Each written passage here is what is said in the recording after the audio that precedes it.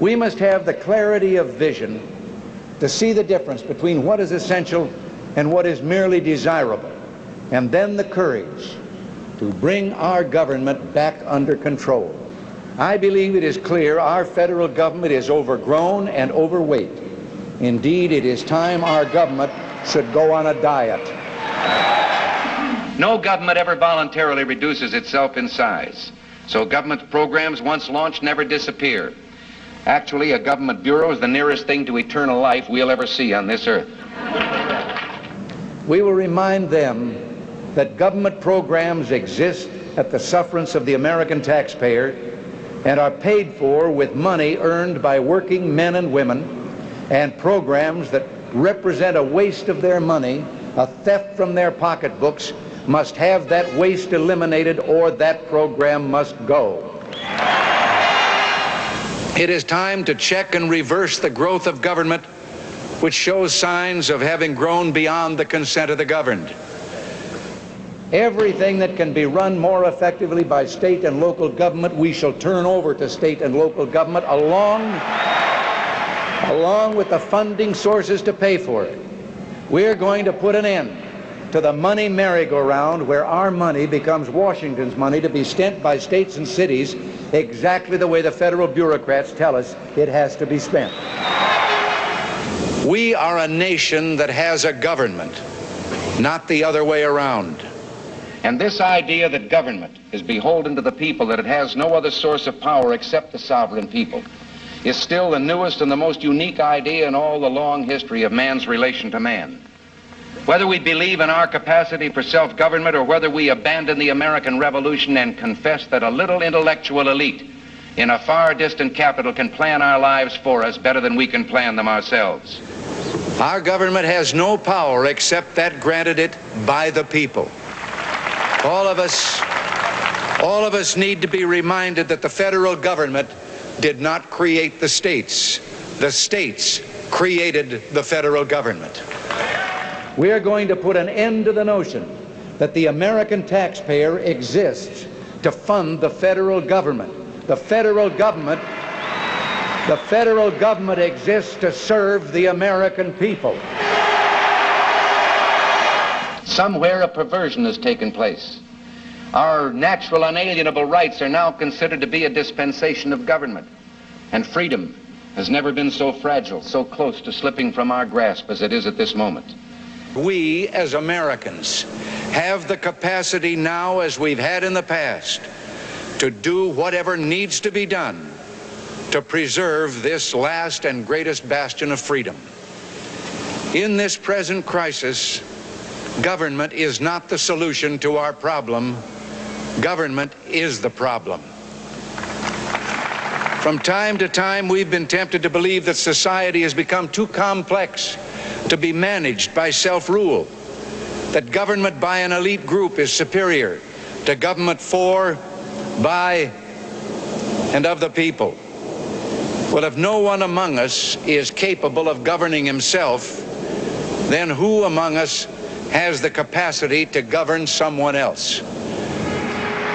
Work and family are at the center of our lives, the foundation of our dignity as a free people. When we deprive people of what they've earned or take away their jobs, we destroy their dignity and undermine their families. We can't support families unless there are jobs, and we can't have jobs unless the people have both money to invest and the faith to invest it. These are concepts that stem from an economic system that for more than 200 years has helped us master a continent, create a previously undreamed of prosperity for our people, and has fed millions of others around the globe. And that system will continue to serve us in the future if our government will stop ignoring the basic values on which it was built and stop betraying the trust and goodwill of the American workers who keep it going. We're taxing ourselves into economic exhaustion and stagnation, crushing our ability and incentive to save, invest, and produce. This must stop. We must halt this fiscal self-destruction and restore sanity to our economic system. When I talk of tax cuts, I'm reminded that every major tax cut has strengthened the economy, generated renewed productivity, and ended up yielding new revenues for the government by creating new investment, new jobs, and more commerce among our people. Millions of Americans find themselves out of work. Who does not feel a growing sense of unease as our allies, facing repeated instances of an amateurish and confused administration, reluctantly conclude that America is unwilling or unable to fulfill its obligations as leader of the free world? It's impossible to capture in words the splendor of this vast continent which God has granted as our portion of his creation. There are no words to express the extraordinary strength and character of this breed of people we call American. We, the people, this breed called Americans. They are the kind of men and women Tom Paine had in mind when he wrote during the darkest days of the American Revolution, "We have it in our power to begin the world over again." I do not believe in a fate that will fall on us no matter what we do. I do believe in a fate that will fall on us if we do nothing. Can we solve the problems confronting us?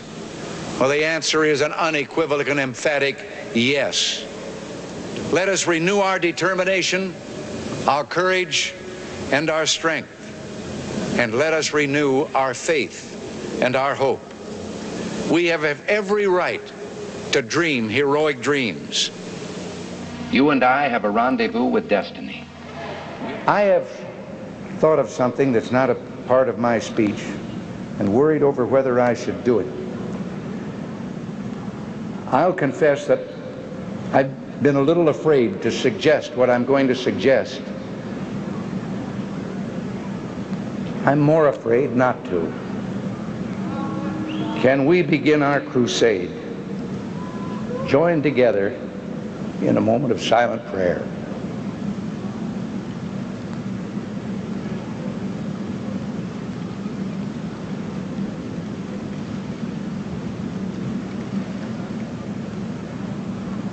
God bless America.